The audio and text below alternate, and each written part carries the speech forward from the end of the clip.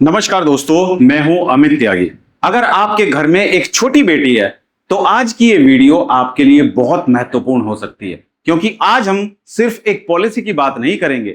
आज बात होगी एक पिता के सपने की, उस सपने की जो हर पिता अपनी बेटी के जन्म के साथ ही देखना शुरू कर देता है कि मेरी बेटी अच्छी पढ़ाई करे, अपने पैरों पर खड़ी हो, और जब उसकी शादी का समय आए तो पैसों की वजह से कभी कोई समझौता न करना पड़े। लेकिन एक सवाल मैं आपसे पूछना चाहता हूं, अगर आज से 15 या 20 साल बाद आपकी बेटी की हायर एजुकेशन का खर्च 20 लाख, 25 लाख या उससे भी ज्यादा हो जाए, तो क्या आपकी आज की सेविंग उसके लिए पर्याप्त होगी? यही सवाल आज लाखों माता पिता के सामने खड़ा है। महंगाई हर साल बढ़ रही है, एजुकेशन कॉस्ट लगातार बढ़ रही है, शादी का खर्च भी पहले जैसा नहीं रहा, लेकिन सेविंग का तरीका आज भी बहुत से लोगों का पुराना ही है। कोई पैसा सिर्फ सेविंग अकाउंट में रख रहा है, कोई एफडी कर रहा है, कोई सिर्फ गोल्ड खरीद रहा है, और कोई सोच रहा है कि समय आने पर लोन ले लेंगे। लेकिन क्या ये सभी तरीके आपकी बेटी का भविष्य पूरी तरह सुरक्षित कर पाएंगे?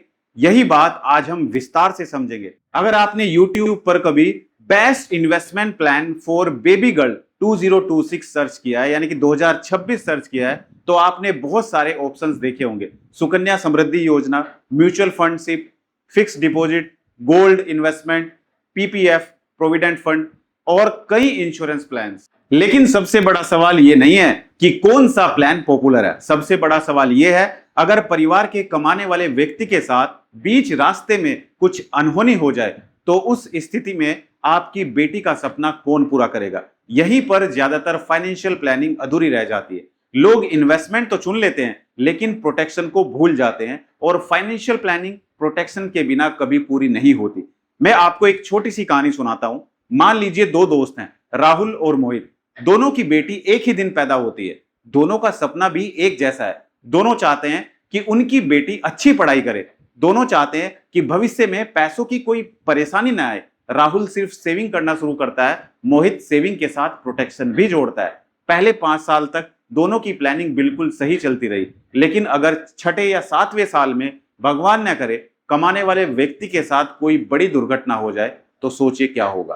किस परिवार की फाइनेंशियल प्लानिंग टिक पाएगी? यही फर्क आज की वीडियो में हम समझने वाले हैं, और मैं वादा करता हूं वीडियो खत्म होने तक आप सिर्फ किसी प्लान का नाम नहीं जानेंगे, बल्कि फाइनेंशियल प्लानिंग का एक ऐसा तरीका समझेंगे जिसके बाद शायद आप अपनी बेटी के भविष्य को बिल्कुल अलग नजरिए से देखेंगे। अब मैं आपको एक वास्तविक उदाहरण देकर समझाऊंगा। मान लीजिए एक पिता अपनी बेटी के लिए लगभग 157 रुपए प्रतिदिन की सेविंग शुरू करता है, यानी महीने का लगभग 4,900 रुपए।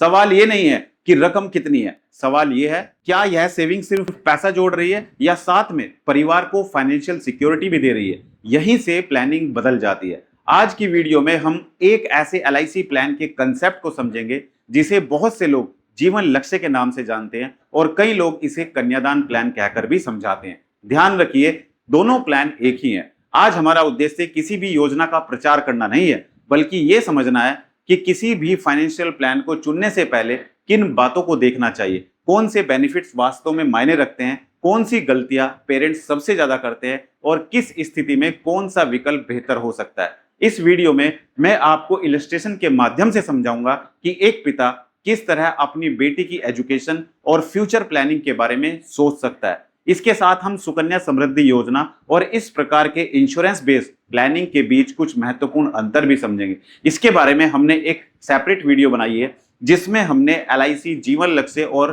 कन्यादान पॉलिसी के बारे में और साथ में कंपैरिजन किया हुआ है सुकन्या समृद्धि योजना के बारे में। अगर आप दोनों में कंपैरिजन की वीडियो देखना चाहते हैं तो वीडियो का लिंक मैं नीचे डिस्क्रिप्शन में या फिर ऊपर आई बटन में दे देता हूं, वहां पर जाकर आप वीडियो देख सकते हैं। लेकिन कंपैरिजन का उद्देश्य किसी योजना को छोटा या बड़ा साबित करना नहीं होगा, बल्कि यह समझना होगा कि दोनों का उद्देश्य अलग अलग हो सकता है। इसलिए वीडियो को बीच में बिल्कुल मत छोड़िए, क्योंकि अगले भाग में हम स्टेप बाय स्टेप समझेंगे यह प्लानिंग कैसे काम करती है, 157 रुपए प्रतिदिन की सेविंग का पूरा कंसेप्ट क्या है, प्रोटेक्शन कहां से आती है, और किन परिस्थितियों में यह प्लानिंग परिवार के लिए महत्वपूर्ण साबित हो सकती है। चलिए अब शुरू करते हैं सबसे पहले सवाल से। आखिर एलआईसी जीवन लक्ष्य का कंसेप्ट क्या था और इतने वर्षों तक इसे पेरेंट्स के बीच इतना पसंद क्यों किया गया? अब सवाल आता है, आखिर यह पूरी प्लानिंग काम कैसे करती है? आइए इसे एक आसान उदाहरण से समझते हैं। मान लीजिए एक पिता की उम्र 35 साल है, उनकी एक छोटी बेटी है। उनका सपना है जब बेटी 21 साल की हो तब उसकी हायर एजुकेशन या शादी के लिए एक अच्छा फंड तैयार हो जाए। इसी उद्देश्य से वे एक लॉन्ग टर्म फाइनेंशियल प्लानिंग शुरू करते हैं। इस उदाहरण में मासिक प्रीमियम लगभग 4,900 माना गया है, यानी लगभग 157 रुपए प्रतिदिन की बचत। अब बहुत से लोग यही रुक जाते हैं। उन्हें लगता है कि यह सिर्फ सेविंग है, लेकिन असली बात इसके बाद शुरू होती है। किसी भी फाइनेंशियल प्लान को समझते समय दो सवाल हमेशा पूछिए। पहला, अगर सब कुछ ठीक रहा तो आखिर में कितना फंड बन सकता है? और दूसरा, अगर बीच रास्ते में कमाने वाले व्यक्ति के साथ कोई अनहोनी हो जाए तो परिवार का क्या होगा? यही दूसरा सवाल अधिकतर लोग पूछते ही नहीं है। अब इस उदाहरण को आगे बढ़ाते हैं। मान लीजिए पॉलिसी धारक पूरे पॉलिसी टर्म तक स्वस्थ रहते हैं और सभी प्रीमियम समय पर जमा करते हैं। इस इलस्ट्रेशन के अनुसार 21 वर्ष पूरे होने पर लगभग 21 लाख का मैच्योरिटी बेनिफिट मिल सकता है। यह राशि बेटी की हायर एजुकेशन, प्रोफेशनल कोर्स या शादी जैसे बड़ी फाइनेंशियल नीड के समय उपयोगी हो सकती है। लेकिन अब सबसे महत्वपूर्ण स्थिति समझिए। मान लीजिए भगवान न करे पॉलिसी धारक की बीच में मृत्यु हो जाती है। यहीं से प्रोटेक्शन की भूमिका शुरू होती है। इस उदाहरण में यदि सामान्य मृत्यु होती है तो नॉमिनी को लगभग 10 लाख का डेथ बेनिफिट मिल सकता है। यदि चुने गए एक्सीडेंटल बेनिफिट राइडर की शर्तें लागू हो और दुर्घटना के कारण मृत्यु हो तो कुल लाभ लगभग 20 लाख तक हो सकता है। यह राशि चुने गए राइडर्स और पॉलिसी की शर्तों पर निर्भर करती है। लेकिन कहानी यहीं खत्म नहीं होती। बहुत से लोग यही समझते हैं कि डेथ बेनिफिट मिल गया, अब पॉलिसी भी खत्म हो गई। लेकिन इस प्रकार की प्लानिंग की खास बात यही है, इलस्ट्रेशन के अनुसार पॉलिसी धारक की मृत्यु के बाद आगे के सभी प्रीमियम माफ कर दिए जाते हैं, यानी परिवार को अपनी जेब से आगे प्रीमियम भरने की आवश्यकता नहीं रहती। यदि पॉलिसी की शर्तें पूरी होती हों तो सोचिए, घर की इनकम बंद हो चुकी है फिर भी फाइनेंशियल प्लानिंग रुकती नहीं। यही इस तरह की प्लानिंग का सबसे बड़ा उद्देश्य है। अब एक और महत्वपूर्ण बात, इस उदाहरण में मृत्यु के बाद बेटी की पढ़ाई जारी रखने के लिए हर वर्ष लगभग 1 लाख रुपए मिलने का प्रावधान इलस्ट्रेशन में दिखाया गया है, जो चुने गए समेश्योर और पॉलिसी की शर्तों के अनुसार हो सकता है। इसका उद्देश्य यही है कि बच्चे की पढ़ाई सिर्फ इसलिए न रुके क्योंकि परिवार का कमाने वाला व्यक्ति अब इस दुनिया में नहीं है। और जब पूरी पॉलिसी टर्म समाप्त होती है तो इलस्ट्रेशन के अनुसार लगभग 21 लाख की मैच्योरिटी अमाउंट भी मिल सकती है। अब अगर आपके मन में कोई सवाल है या फिर आप अपनी बेटी की एज के अकॉर्डिंग प्रीमियम जानना चाहते हैं तो आप नीचे कमेंट में हमसे पूछ सकते हैं, जिसका जवाब हम आपको जरूर देंगे। यही वजह है कि कुछ माता पिता केवल सेविंग नहीं देखते बल्कि सेविंग और प्रोटेक्शन दोनों को साथ लेकर चलना चाहते हैं। लेकिन क्या इसका मतलब यह है कि हर परिवार के लिए यही सबसे अच्छा विकल्प है? बिल्कुल नहीं। हर परिवार की इनकम अलग होती है, हर परिवार का गोल अलग होता है, हर परिवार का रिस्क प्रोफाइल अलग होता है। इसलिए कोई भी फाइनेंशियल डिसीजन लेने से पहले अपनी आवश्यकता, बजट और पॉलिसी के आधिकारिक बेनिफिट इलस्ट्रेशन को अच्छी तरह समझना बहुत जरूरी है। अब अगले भाग में हम एक महत्वपूर्ण कंपैरिजन करेंगे। क्या सिर्फ सुकन्या समृद्धि योजना पर्याप्त है या कुछ परिस्थितियों में इंश्योरेंस प्रोटेक्शन जोड़ना भी समझदारी हो सकती है? यही कंपैरिजन आपको सही निर्णय लेने में मदद करेगा। अब सबसे बड़ा सवाल, क्या हर माता पिता को यही प्लान लेना चाहिए? मेरा जवाब है, बिना समझे कभी भी कोई भी फाइनेंशियल प्रोडक्ट नहीं लेना चाहिए। पहले अपनी जरूरत समझिए, फिर प्लान चुनिए। अब एक बहुत आसान कंपैरिजन करते हैं। मान लीजिए आपने सिर्फ सेविंग पर ध्यान दिया और दूसरी तरफ आपने सेविंग के साथ प्रोटेक्शन भी जोड़ दिया। यहीं से दोनों रास्ते अलग हो जाते हैं। सुकन्या समृद्धि योजना एक बहुत अच्छी गवर्नमेंट स्कीम है। इसका उद्देश्य बेटी के भविष्य के लिए पैसा जोड़ना है। अगर सब कुछ सामान्य चलता है तो यह एक अच्छा सेविंग ऑप्शन हो सकता है। लेकिन एक सवाल फिर वही है, अगर बीच रास्ते में यानी कि बीच में परिवार के कमाने वाले व्यक्ति के साथ कोई अनहोनी हो जाए तो आगे सेविंग कौन करेगा? यही वो सवाल है जिसका जवाब हर पेरेंट्स को खुद से पूछना चाहिए, क्योंकि फाइनेंशियल प्लानिंग सिर्फ रिटर्न का नाम नहीं है। फाइनेंशियल प्लानिंग का मतलब है गोल पूरा होना चाहिए। यानी कि जो आज आपने सोचा है कि मुझे अपनी बेटी की पढ़ाई के लिए 21 लाख रुपए चाहिए, तो वो 21 लाख रुपए आपके जीते जी भी मिलने चाहिए। और अगर कल भगवान ना करे आप नहीं है तो भी वो 21 लाख रुपए मिलने चाहिए,